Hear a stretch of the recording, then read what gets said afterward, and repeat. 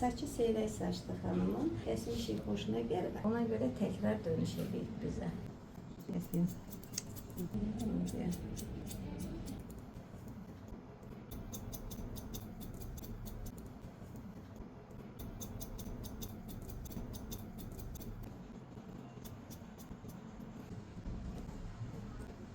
Süper.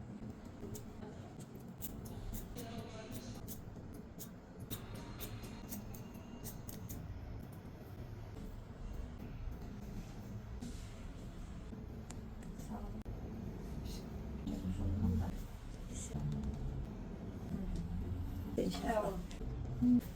Çok güzel.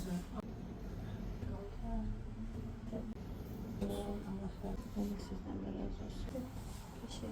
Teşekkür güzellikler. Sağ olun, yaxşı oldu. Güzel. Bile hoşum gelir arkası bile kalanlık. Çok teşekkür ederim.